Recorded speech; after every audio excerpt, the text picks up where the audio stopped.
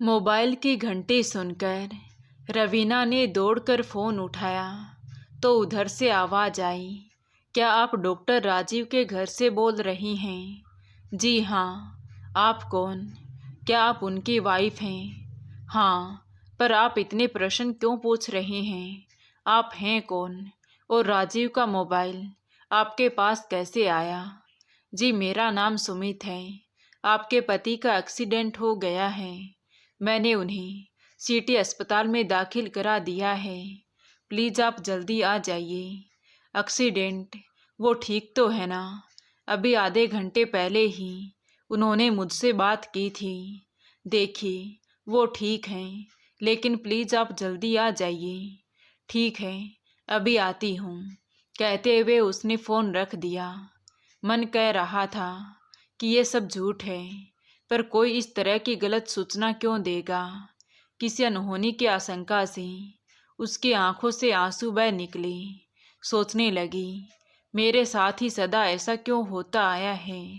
जीवन में अभी तक हुए हादसे क्या कम थे कि अचानक एक और हादसा आ गया। हे ईश्वर, चाहे मेरा सब कुछ ले ले, पर मेरे राजीव के जीवन की रक्षा अवश्य करना। मन ही मन प्रार्थना करते हुए उसने पर्स में पैसे रखे और दरवाज़ा बंद करके बाहर निकले ही थी कि ऊपर बालकनी में बैठी ममता आंटी ने पूछा, अरे बेटा, अकेली कहाँ जा रही हो? क्या अभी तक राजीव नहीं आया है? नहीं आंटी, उनका एक्सीडेंट हो गया है, कहते हुए रवीना की आंखों से आंसू बहने लगे। तो ममता आंटी ने कहा, रुको बेटा, इतनी रात ऐसे अकेले जाना उचित नहीं है, हम दोनों भी तुम्हारे साथ चलते हैं। उनकी बातों से रवीना के टूटे मन को लगा कि इस शहर में वो अकेली नहीं है। राजीव के अलावा भी कोई है जिन पर वो विश्वास कर सकती है। वास्तव में वो उसके लिए माँ जैसी ही थी। ममता आंटी उनकी मकान मालकिन थी। बच्चों के बाहर सेटल हो जाने के कारण उन्होंने मकान का एक हिस्सा किराए पर उठा रखा था। उन्होंने उसे कभी अकेलेपन का एहसास नहीं होने दिया। आज भी उसकी मन स्थिति समझ गई और तुरंत साथ चलने को तैयार हो गई। अंकल ने अपनी गाड़ी निकाली और उसे लेकर अस्पताल की ओर निकल गई। ममता आंटी बार बार रवीना के कंधे पर हाथ फेर कर उसे धीरज बंधा रही थी। न जाने कैसा होगा राजीव, न जाने कितनी चोट आई होगी। बार बार मन में विचारों का सैलाब उमड़कर उसे मथने लगा। क्या वो वास्तव में मनहूस है, जैसा कि उसे बार बार ये शब्द सुनने को मिला है? एक एक पल पहाड़ जैसा लग रहा था। गाड़ी की रफ्तार के साथ ही अचानक उसका अतीत दस्तक देने लगा। उसके पैदा होते ही उसकी माँ चल बसी थी। इसी के साथ उस पर मनहूस होने का ठप्पा लग गया था। पापा माँ को बहुत प्यार करते थे। वो उनकी जुदाई सह नहीं पाई। उन्होंने माँ की मौत का जिम्मेदार अपनी बच्ची को ठहराया और कभी उसका मुंह न देखने का फैसला सुना दिया। दादा दादी ने उन्हें बहुत समझाया, पर वो अपने फैसले पर अडिग रही और देश छोड़कर विदेश जा बसी और कभी उसकी खोज खबर लेने की कोशिश भी नहीं की। उसे दादा दादी की गोद मिली, पर जब वो 8 वर्ष की थी तो वो दोनों भी एक दुर्घटना के शिकार हो गई। जबकि वो भी उनके साथ थी, पर वो दुनिया के कटु सत्यों को झेलने के लिए रह गई। पापा उस समय आए थे, नाना नानी थे नहीं। उसके एकमात्र मौसी ने जब पापा से इस संदर्भ में बात की तो उन्होंने उसकी जिम्मेदारी लेने से साफ मना करते हुए कहा, इस मनहूस के लिए मेरे घर में कोई जगह नहीं है। अब चाहे तुम इसे अपने पास रखो या अनाथ आश्रम में डाल दो। पापा के शब्द उसके दिल को चीरते चले गए थे। वो समझ नहीं पा रही थी कि कोई कैसे अपने ही खून से मुंह फेर सकता है। उन्होंने पत्नी को खोया था, पर वो भी तो माँ की गोद से वंचित रह गई थी। मौसी तब उसे अपने साथ ले आई, किंतु उसकी दुख भरी दास्तां को अभी भी विराम नहीं मिला था। मौसी ने तो उसे स्वीकार कर लिया था, किंतु उनके बच्चे स्थायी रूप से उसे अपने साथ रखने में अपनी माँ के प्रस्ताव को स्वीकार नहीं कर पाए। मौसी की बेटी प्रिया को जब उसके साथ कमरा शेयर करने के लिए कहा गया तो वो ये कहते हुए बिदक उठी कि मुझे अकेले पढ़ने की आदत है, यदि ये मेरे साथ रही तो मैं पढ़ नहीं पाऊंगी। वैसे ही मेरे कमरे में जगह नहीं है। अगर कभी गलती से वो उसकी या मौसी के बेटे प्रीतम की किसी वस्तु को छू देती तो वो उसे पीट भी देते। मौसा जी को भी उससे कोई विशेष हमदर्दी नहीं थी। वैसे भी वो उन लोगों में से थे जिन्हें पत्नी के मायके से मिले उपहार तो अच्छे लगते हैं, किंतु वहाँ की छोटी से छोटी जिम्मेदारी से बचना चाहते हैं। और फिर उसकी जिम्मेदारी मात्र कुछ दिनों की तो थी नहीं, जिंदगी भर की थी, जिसे निभाना सहज नहीं था। इसलिए वो भी मौसी से नाराज रहने लगे। रवीना ने एक बार मौसा जी को उसके मौसी से कहते हुए सुना था, जब इसके पिता ने ही इसकी जिम्मेदारी उठाने से मना कर दिया तब तुम्हें ही क्या पड़ी थी इसका बोझ उठाने की। हम कोई धना सेठ तो है नहीं, कमाई अपने बच्चों में ही पूरी हो जाती है, अब इसका खर्चा कौन उठाएगा। मौसी चुप रह गई थी और वो उस दिन तकिए में मुंह छुपाकर खूब रोई थी। वो सचमुच मनहूस है, तभी तो उसे माँ पापा का सुख नहीं मिला। माँ तो नहीं रही, पर पापा ने जीवित रहते हुए भी उसे मरा हुआ समझ लिया। दादा दादी की आश्रय स्थली भी उससे छीन गई। और अब जब मौसी ने थोड़ी सी खुशियाँ उसकी खाली झोली में डालनी चाही तो उनकी अपनी खुशियों में ग्रहण लगने लगा, जिसकी जिम्मेदार वो स्वयं थी। इसका उसे एहसास हो चला था, किंतु वो चाहकर भी क्या कर सकती थी। अपनी एकमात्र आश्रय को छोड़कर वो जाती भी तो जाती कहाँ। मौसी के दोनों बच्चे जहाँ शहर के प्रतिष्ठित स्कूल में पढ़ते थे, वही मौसा जी ने रवीना का सरकारी स्कूल में दाखिला करवा दिया। उसके कपड़ों और किताबों का खर्चा निकालने के लिए मौसा जी के निर्देशानुसार घर में काम करने वाली नौकरानी को हटा दिया। घर का सारा काम उसके और मौसी जी के जिम्मे आ गया। सुबह वो जल्दी उठकर मौसी का हाथ बटाने की चेष्टा करती और बाकी काम लौटने के बाद करती, जबकि मौसी के दोनों बच्चे अपने हाथों से पानी भी नहीं पीते थे। अपने एक एक काम के लिए उसे तंग करना उनकी आदत बन गई थी। मौसी के आंखों में उसने अपने लिए दर्द महसूस किया था, लेकिन वो भी अपने पति और बच्चों के सम्मुख विवश थी। हायर सेकेंडरी करने के पश्चात उसने अपनी पढ़ाई के साथ साथ एक स्कूल में नौकरी कर ली। स्कूल घर से दूर था। आने जाने में समय और पैसा बर्बाद होने की बात कहकर उसने स्कूल के पास ही एक कमरा किराए पर लेकर रहने की पेशकश की, तो किसी ने भी मना नहीं किया। मन पर पत्थर रखकर जब वो विदा हो रही थी तब मौसी ने उसे धीरे से कहा था, बेटी मैं विवश हूँ, मुझे सदा तेरी चिंता रहेगी, कभी कभी आकर मिल जाया करना। मैंने तेरा परिश्रम और विश्वास देखा है। किसी पर निर्भर रहने की बजाय स्वयं पर विश्वास करना सीख बेटी, स्वयं सीधा बन, तभी तू इस बेदर्द जमाने से टक्कर ले पाएगी। मौसी की बात सुनकर रवीना की आंखों में आंसू भर आए थे। ये सच है कि मौसी के अतिरिक्त किसी ने उसे कभी अपना नहीं समझा, किंतु उसका तो वही घर है, चाहे जैसा भी है। कुछ दिनों तक वो प्रत्येक रविवार को ये सोचकर मौसी के घर जाती कि दूर होने से शायद उनके संबंध सहज हो जाएं, शायद उसे उसके अपने मिल जाएं, किंतु मौसी के अतिरिक्त अब भी किसी को उसकी उपस्थिति पसंद नहीं थी। इसका एहसास होते ही धीरे धीरे उसने वहाँ जाना कम कर दिया। समय के साथ उसने एमए और एमएड कर लिया। उसे कॉलेज में व्याख्याता पद पर नियुक्ति मिल गई।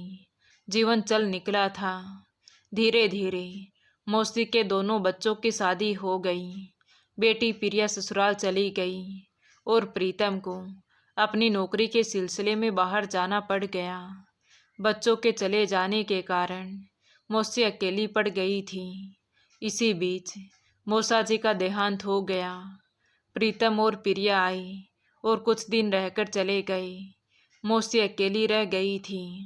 एक दिन वो उनसे मिलने गई तो वो बोली, बेटी इतना बड़ा घर है, अकेला घर काटने को दौड़ता है, तू यहीं आकर रह ले। तो उनका मन रखने के लिए रवीना उस घर में, उस आंचल की छाँव में फिर से लौट आई थी, जिसे उसे मजबूरी में छोड़कर जाना पड़ा था। उसके लौट आने से मौसी संभलने लगी थी और उनके स्वास्थ्य में भी सुधार होने लगा।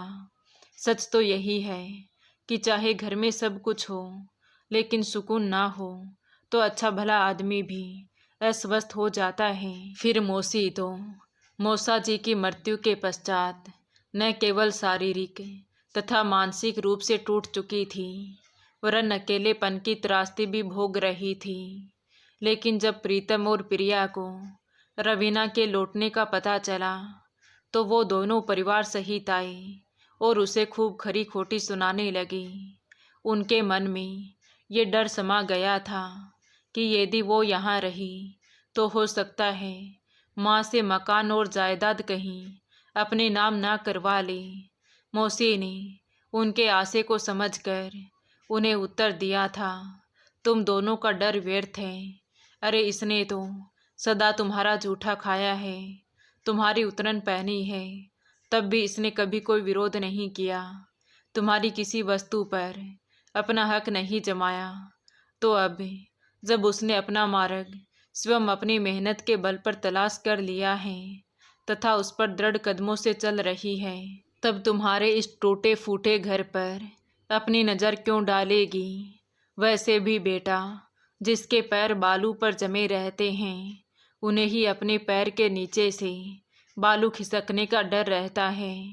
मैं तुम्हें ये भी बताना अपना कर्तव्य समझती हूँ कि रवीना यहाँ स्वयं रहने नहीं आई थी, इसे मैंने बुलाया है।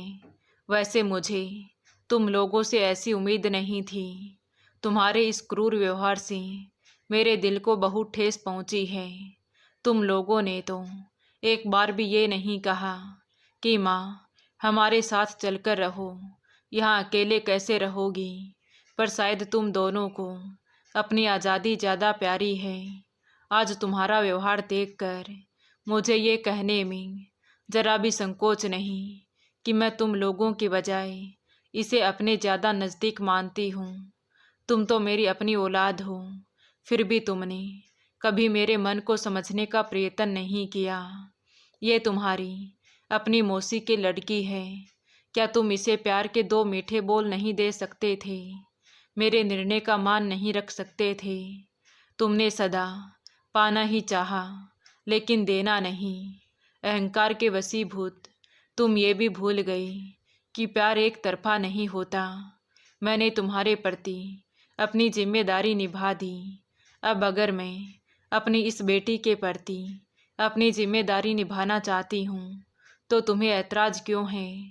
आत्मविश्वास भरे मौसी के स्वर सुनकर वो तो क्या, मौसी के दोनों बच्चे भी अवाक रह गए थे।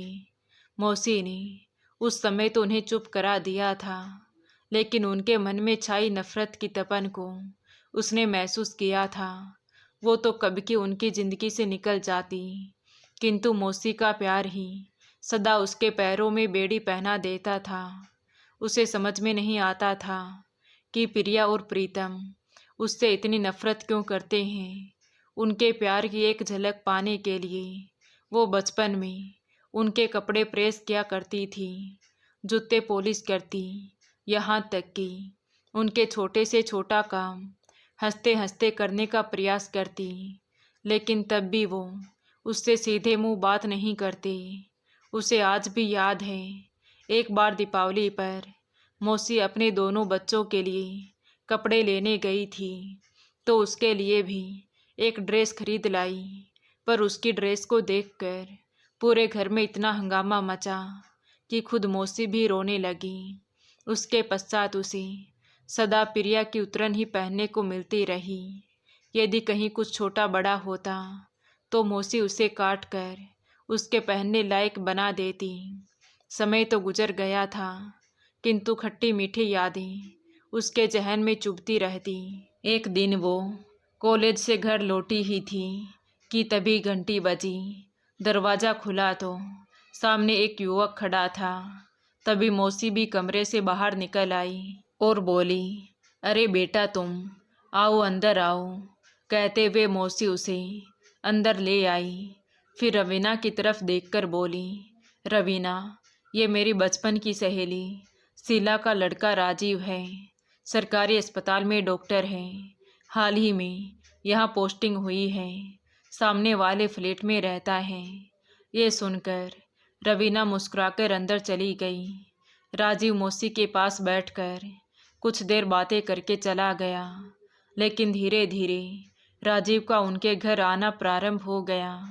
रवीना बस कनखियों से उसे देखकर कभी कभी मुस्कुरा देती। उसे ऐसे देखकर एक दिन राजीव ने मुस्कुराते हुए कहा, आंटी, आपकी बेटी गूंगी तो नहीं है? नहीं बेटा, इसकी तो चुप रहने की आदत सी पड़ गई है। अब तुम ही बताओ, ऐसे ही चुपचाप रही तो आजकल के ज़माने में कौन इससे शादी करेगा? मौसी का इतना कहना था कि रवीना उठकर अंदर चली गई। तभी राजीव की आवाज़ उसके कानों में पड़ी, आंटी, आप यदि चाहें तो आपकी इस गूंगी बेटी को मैं बोलना सिखा दूं। तुम कहना क्या चाहते हो बेटा? मौसी ने आश्चर्य से पूछा। आंटी, यदि रवीना की स्वीकृति हो तो मैं उससे शादी करना चाहता हूँ, राजीव ने सीधे सपाट शब्दों में कह दिया। तो मौसी बोली, बेटा, तुम ये क्या कह रहे हो? हम क्षत्रिय और तुम ब्राह्मण, क्या शीला इस रिश्ते को स्वीकार करेगी? और फिर मैं तुम्हें ये भी बता देना चाहती हूँ कि रवीना मेरी अपनी बेटी नहीं है, मेरी बहन की बेटी है, किंतु मैंने उसे अपनी बेटी समझकर ही पाला है। आंटी, मुझे इससे कोई मतलब नहीं है कि आपकी बेटी है या किसी और की, या उसकी जाति क्या है। मैं तो बस इतना जानता हूँ कि मैं उसे पसंद करने लगा हूँ और उसके साथ जीवन बिताना चाहता हूँ। मौसी की सहेली शीला ने अपने पुत्र की इच्छा का मान रखा और उसे बहू बनाकर अपने घर ले आई। पहली बार रवीना को लगा कि ज़िंदगी कितनी खूबसूरत है। अभी कुछ ही दिन हुए थे कि राजीव का स्थानांतरण हो गया। नई जगह, नया सेटअप, बिल्कुल ही मन नहीं लगता था उसका। कहाँ वो अपनी नौकरी के कारण पूरे दिन व्यस्त रहा करती थी, अब एकदम खाली हो गई थी। साथ ही मौसी की भी यादें आती। मौसी को अपने मन की बात बताती तो वो कहती, बेटा, अब तू मेरी चिंता छोड़ और अपनी घर गृहस्थी में मन लगा। वैसे भी आज तक कौन माँ बाप के पास रह पाया है? नौकरी में तो ये सब चलता ही है। धीरे धीरे शादी को 1 साल गुजर गया और अब वो माँ बनने वाली थी। वो ये सोच ही रही थी, तभी ब्रेक की आवाज़ ने उसके अनवरत चलती विचार श्रृंखला पर भी रोक लगा दी। गाड़ी एक चौराहे पर खड़ी थी। कुछ देर पहले ही वहाँ शायद कोई एक्सीडेंट हुआ था, इसीलिए ट्रैफिक जाम हो गया था। मार्ग साफ होने पर लोग जहाँ से भी जगह मिलती निकलने की कोशिश कर रहे थे। लोगों की बेसब्री देखकर उसे लगा, सच में चाहे कुछ भी हो जाए, जीवन चलता ही रहता है। किसी को किसी की परवाह नहीं रहती। जिस पर बीतती है वही सब कुछ झेलने और सहने के लिए रह जाता है। अचानक दिल का दर्द चेहरे पर उतर आया। घबराहट और पसीने में लगभग नहाई हुई रवीना ने विचलित स्वर में पूछा, आंटी, अभी और कितनी दूर है अस्पताल? बस पहुंच ही रही हैं बेटा, अंकल ने उत्तर दिया। उसकी स्थिति देखकर ममता आंटी उसका हाथ अपने हाथ में लेकर उसे ढांढस बंधाने लगी। अस्पताल पहुंचकर रिसेप्शन पर पूछ ही रहे थे कि वो आदमी जिसने फ़ोन किया था सामने आया। वो उन्हें राजीव के पास ले गया। राजीव के हाथ पैरों तक सर में पट्टी बंधी देखकर वो होश खो बैठी। ममता आंटी ने किसी तरह उसे संभाला। वो आदमी उस समय उसे देवदूत जैसा लगा, जिसे राजीव को समय पर अस्पताल पहुंचाकर मदद की। अंकल ने डॉक्टर से बात की तो उन्होंने बताया कि अभी कुछ नहीं कहा जा सकता। यदि आने में थोड़ी सी भी देर हो जाती तो शायद बचाना भी मुश्किल हो जाता। अंकल ने उसे नंबर पूछकर राजीव के माता पिता तथा उसकी मौसी को भी दुर्घटना की सूचना दे दी। रात के 11 बज चुके थे, लेकिन राजीव को अभी तक कोई होश नहीं आया था। अंकल उसके लिए कुछ खाने के लिए ले आई तो ममता आंटी ने उससे ज़बरदस्ती खाना खाने का आग्रह करते हुए कहा, बेटी, मैं जानती हूँ कि तुम्हारा खाने का मन नहीं हो रहा है, लेकिन ऐसे समय में भूखा रहना न तो तुम्हारे लिए अच्छा है और न ही तुम्हारी कोख में पल रही नवजात शिशु के लिए अच्छा है। चिंता मत कर बेटी, राजीव ठीक हो जाएगा, भगवान उसकी रक्षा करेंगे। राजीव को आईसीयू यूनिट में रखा गया था। डॉक्टर होने के कारण उसकी विशेष देखभाल भी हो रही थी, किंतु अस्पताल के निर्माण अनुसार आईसीयू में सिर्फ एक ही व्यक्ति रह सकता था। राम सिंह अंकल ने स्वयं रहने की पेशकश करते हुए उसे घर जाने के लिए कहा, किंतु वो राजीव को अकेला छोड़कर कैसे जा सकती थी। वो दोनों उसे ये कहकर चले गए कि अगर कुछ भी आवश्यकता हो तो हमें फ़ोन कर देना, हम तुरंत आ जाएंगे। उनके जाने के बाद रवीना राजीव के बेड के पास पड़ी बेंच पर बैठ गई। राजीव को नलियों से जकड़ा देखकर चिंता से नसों में तनाव होने लगा। सासू माँ के शब्द याद आए, बहू, अपनी धरोहर तुझे सौंप रही हूँ, आशा है अपनी जान से ज़्यादा तुम इसकी परवाह करोगी। किंतु वो अपना वचन कहाँ पूरा कर पाई। ये सोचकर उसकी आंखों से आंसू रुकने का नाम नहीं ले रहे थे, किंतु कोई पूछने वाला नहीं था। जो राजीव उसके पसीने की एक बूंद देखकर भी परेशान हो उठता था, वही आज उसकी स्थिति से बेखबर विवश पड़ा था। अभी कुछ नहीं कहा जा सकता। डॉक्टर के कहे शब्द उसे मन ही मन मथ रहे थे। कल जब उसके सास ससुर आएंगे तब वो कैसे उनका सामना करेगी। बार बार मन में एक ही आवाज़ निकल रही थी, हे ईश्वर, तुम मुझे किस जुर्म की सज़ा दे रहे हो। चाहे मेरी जान ले लो, लेकिन मेरे राजीव की जान बख्श दो। यही तो मेरी आत्मा, मेरा जीवन है। इन्होंने ही तो मुझे जीवन के अंधकार से बाहर निकाला है। क्या तुम फिर से मुझे उसी अंधेरे कुएं में ढकेलना चाहते हो? राजीव के बिना मैं कैसे जिंदा रह पाऊंगी? कैसे कोख में पल रहे बच्चे की देखभाल कर पाऊंगी? क्या उसे भी मेरे जैसे ही किसी के टुकड़ों पर पलना होगा? वो इन्हीं सोच विचारों में डूबी थी कि तभी अचानक एक अस्पष्ट सी चीख राजीव के मुंह से निकली। वो दौड़कर डॉक्टर को बुला लाई। डॉक्टर आई, चेक किया तथा नर्स को इंजेक्शन लगाने का आदेश देकर चले गई। उसने पूछना चाहा तो कोई जवाब नहीं दिया। माँ, घबराओ नहीं, मैं हूं ना तुम्हारे साथ। पेट में हलचल हुई। इस एहसास ने उसके टूटे दिल को तसल्ली दी। राजीव को ऑपरेशन थिएटर में ले जाया जा रहा था कि तभी उसके सास ससुर मौसी को साथ लेते हुए आ गए। उनको देखते ही रवीना बिलक बिलक कर रो पड़ी। मौसी आंखों में आंसू लिए उसके कंधे सहला रही थी कि उसकी सासू माँ ने कहा, रो मत बेटी, हिम्मत रख, ये हम सबकी परीक्षा की घड़ी है। कल ही तुषार आया है, वो सब संभाल लेगा। सासू माँ के शब्द सुनकर कुछ हिम्मत बंधी थी, क्योंकि तुषार राजीव का मित्र ही नहीं, एक कुशल सर्जन भी था। उन दोनों ने साथ साथ MBBS किया था। वो आते ही डॉक्टर से बात करने चला गया और राजीव का मित्र ही नहीं, एक सर्जन भी है। ये जानकर डॉक्टर ने उसे ऑपरेशन थिएटर में आने की इजाज़त दे दी। जब तक ऑपरेशन नहीं हुआ तब तक वो ऑपरेशन थिएटर में डॉक्टर के साथ ही रहा। लेकिन कुछ देर बाद ही मशीनों के बीच घिरे राजीव की तेज सांसें चलने लगी।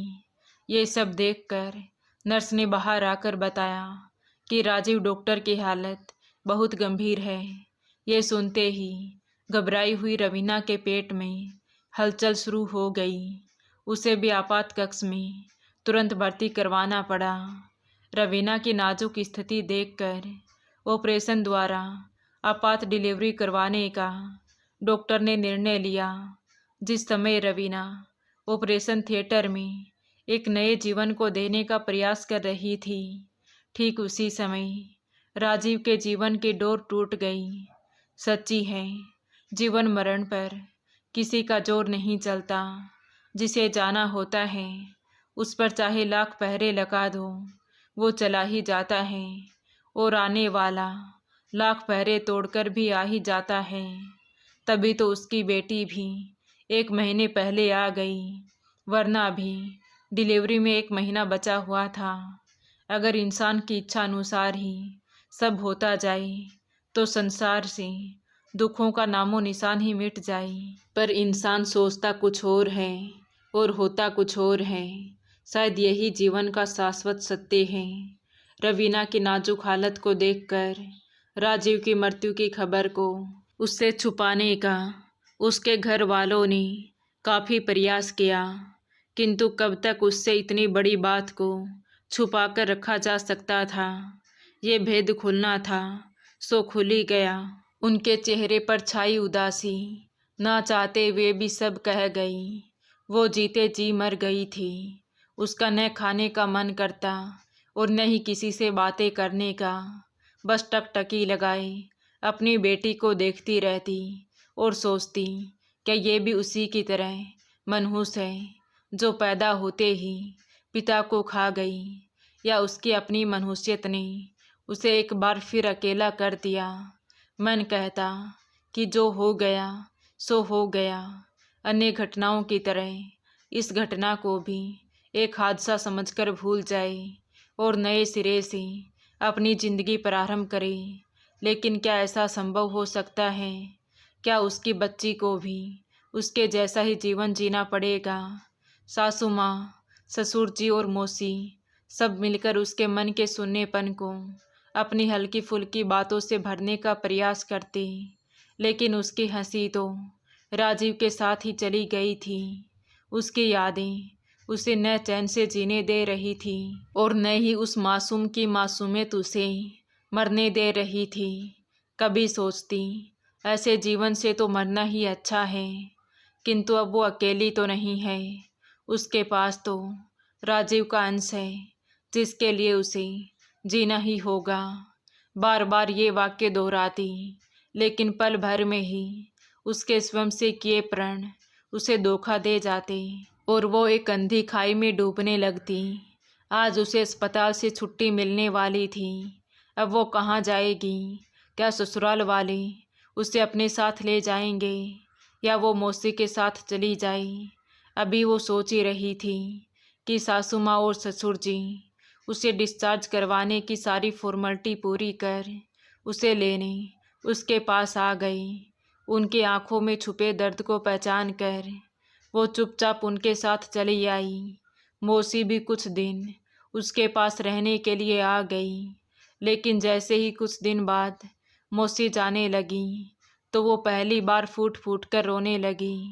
अपने मन की बात उनके सामने रखी तो मौसी बोली, बेटी तू पढ़ी लिखी होकर भी ऐसा सोचती है? कोई इंसान मनहूस कैसे हो सकता है? अगर ऐसा होता तो तेरी गोद में हंसती खेलती बच्ची ना होती। सुख दुख के पल हर इंसान के जीवन में आते हैं। हाँ, ये अवश्य है कि किसी के जीवन में हादसे कुछ ज़्यादा ही होते हैं, लेकिन हर हादसे के बाद एक नया जीवन प्रारंभ होता है। ये भी एक अटल सत्य है। हिम्मत रख मेरी बच्ची, जो चला गया उसे तो कोई लौटा कर नहीं ला सकता, लेकिन जो कुछ है उसी में अपनी खुशी ढूंढ। खुश नसीब है तुम कि तुझे इतना प्यार करने वाला ससुराल मिला। सब कुछ ठीक हो जाएगा मेरी बच्ची। उनकी आंखों से बहते आंसुओं को देखकर वो समझ नहीं पा रही थी कि वो उसे दिलासा दे रही है या स्वयं को। समय के काल चक्कर को कौन रोक पाया है। वो तो अनवरत गति से चलता ही रहता है। दिन रात उसके जीवन में भी आ जा रहे थे, लेकिन न तो दिन का उजाला उसके जीवन को रोशन कर पा रहा था और न ही रात का अंधेरा उसके जीवन के अंधेरे को ढक पा रहा था। जी तो वो रही थी, लेकिन जीने की सारी आकांक्षा समाप्त हो गई थी। संतोष था तो इतना कि उसकी बच्ची को दादा दादी का प्यार मिल रहा है। एक दिन वो अपनी बेटी को सुलाकर लेटी ही थी कि तभी सासू माँ उसके कमरे में आई और बोली, बेटी मैं तुमसे कुछ कहना चाहती हूँ। देख बेटी, ये सच है कि राजीव जहाँ हमारा पुत्र था वहाँ तेरा पति भी था। उसके जाने से जहाँ हम दुखी हैं उससे भी ज़्यादा तेरी तरफ से चिंतित भी हैं। बेटी, स्त्री के लिए पति का क्या महत्व है ये एक स्त्री से ज़्यादा कोई नहीं समझ सकता। एक स्त्री का सारा साज श्रृंगार, खुशियाँ पति के साथ में ही निहित हैं। पहले तू हमारी बहू थी, लेकिन अब हमारी बेटी है। भला कोई भी माता पिता अपनी बेटी को ऐसे घुट घुट कर जीते हुए देखकर सुख में कैसे रह सकते हैं। इसलिए बेटी, मैं तुझ पर कोई दबाव नहीं डाल रही हूँ, सिर्फ एक प्रस्ताव रख रही हूँ। ये तेरे ऊपर निर्भर करेगा कि तू इसे मानेगी या न माने। एक गहरी दृष्टि उस पर डालकर सासू माँ फिर से बोली, बेटी, बच्चों को माँ के प्यार के साथ साथ पिता के प्यार की भी आवश्यकता होती है, तभी उसका सर्वाधिक विकास संभव हो पाता है। तुझे बुरा ना लगे तो एक बात पूछूं? आप मुझे बेटी भी कह रही हैं और आज्ञा भी ले रही हैं। आप माँ हैं मेरी, आप जो चाहें पूछ सकती हैं, रवीना ने कहा। तो सासू माँ बोली, बेटी तुषार तुझे कैसा लगता है? अगर तेरी सहमति हो तो मैं तुषार से इस बारे में बातें करके देखूं। माँ जी, आप ये क्या कह रही हैं? मैंने तो कभी ये सोचा ही नहीं। राजीव का स्थान मैं किसी और को कैसे दे सकती हूँ? मैं राजीव के यादों के सहारे अपनी ज़िंदगी काट लूँगी, पर दूसरी शादी की बात तो मैं सपने में भी नहीं सोच सकती। और फिर क्या आप अपनी पोती नीसू के बिना रह पाएंगी? रवीना माँ जी के अप्रत्याशित प्रस्ताव को सुनकर आश्चर्यचकित स्वर में बोली। तो सासू माँ ने कहा, देख बेटी, ये सच है कि अपनी पोती के बिना रह पाना हमारे लिए संभव नहीं है, लेकिन क्या हम अपने स्वार्थ के लिए तुम्हारी खुशियों को डुबो दें? मैं जानती हूँ बेटी, इस तरह का निर्णय लेना आसान नहीं है, पर अकेले ज़िंदगी काटना भी बहुत मुश्किल है। इसलिए जो भी निर्णय लेना हो सोच समझ कर लेना। साथ ही ये भी मत भूलना कि जीवन इतना आसान नहीं है, विशेषकर स्त्रियों के लिए, क्योंकि जीने के लिए बहुत समझौते करने पड़ते हैं। कभी कभी इंसान ये समझौते स्वयं अपनी इच्छा अनुसार करता है, तो कभी कभी स्थितिवश करने पड़ते हैं। आखिर हम तो पके फल की तरह हैं, न जाने कब टपक जाएं। तुषार को हम सब अच्छी तरह से जानते हैं। उसकी आंखों में मैंने तेरे लिए और पोती नीसू के लिए चाहत देखी है। नीसू हमारी पोती ही नहीं, राजीव का अंश भी है। हम नहीं चाहते कि कभी उसे किसी अभाव में जीना पड़े, दर दर की ठोकरें खानी पड़े। वैसे भी बेटी, किसी के जाने से जीवन रुक नहीं जाता, उसे चलना ही पड़ता है। इतना कहकर आंखों में आंसू लिए सासू माँ वहाँ से चली गई। तो रवीना की आंखों में भी आंसू भर आए। उसने अपनी माँ को तो नहीं देखा, पर मौसी से माँ जैसा प्यार अवश्य पाया था। पर सासू माँ से माँ जैसा प्यार मिलना उसके जीवन की महत्वपूर्ण उपलब्धि थी। उसके पिता ने उसे अपनी माँ की मृत्यु का जिम्मेदार ठहराकर उसे मनहूसियत का जो आवरण उठाया था, उसे आज सासू माँ ने अपने प्रेम से उतार कर उसे बेटी जैसा मान सम्मान भी दिया था। यहाँ तक कि वो उसकी खाली झोली में संसार की सारी खुशियाँ डालकर उसके लबों पर मुस्कान लाना चाहती थी, पर वो उनका प्रस्ताव कैसे स्वीकार करती। उसने तो सिर्फ राजीव को चाहा था। तुषार के साथ तो वो माँ जी के कहने पर सिर्फ राजीव का मित्र होने के कारण उसके साथ ऑफिस चली जाती है, वरना उसने तो इस दृष्टि से कभी सोचा ही नहीं। फिर अपने स्वार्थ के लिए किसी की इच्छाओं को और भावनाओं से खेलना क्या उचित होगा? ऐसा करके क्या वो तुषार या उसके माता पिता की नज़रों से गिर नहीं जाएगी?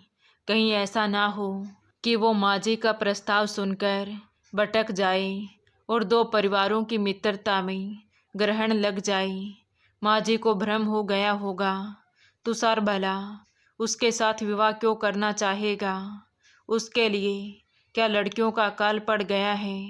अगर वो उसके साथ विवाह कर भी लेती है तो क्या पूरी जिंदगी उसे इस एहसास के साथ नहीं बितानी पड़ेगी कि वो उस पर दया कर रहा है? माना कि आज वो नीसू से प्यार करता है, पर क्या आगे भी जब उसके खुद के बच्चे होंगे तो क्या वो समान व्यवहार कर पाएगा? नहीं नहीं, वो अपने सुख के लिए अपनी बेटी की जिंदगी में जहर नहीं घोलेगी।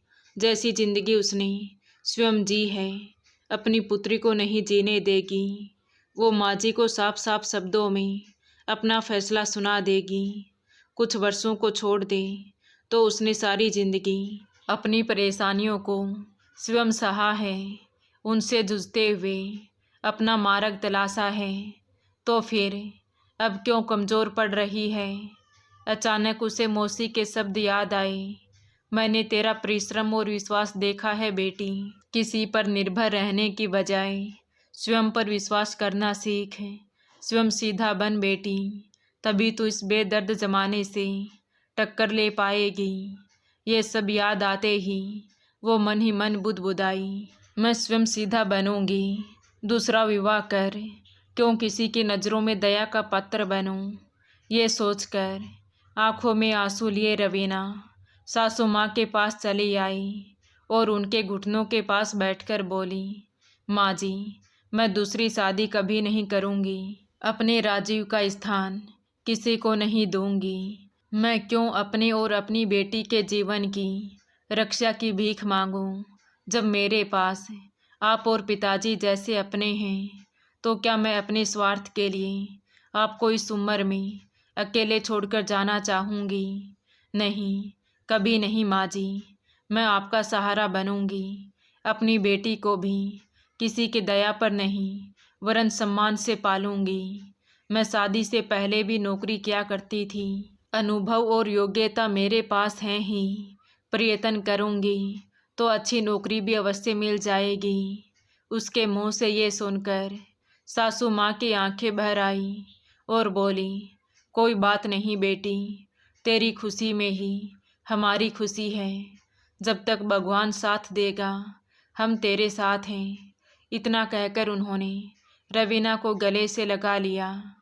तो दोस्तों, आपको ये कहानी कैसी लगी कमेंट करके ज़रूर बताएं।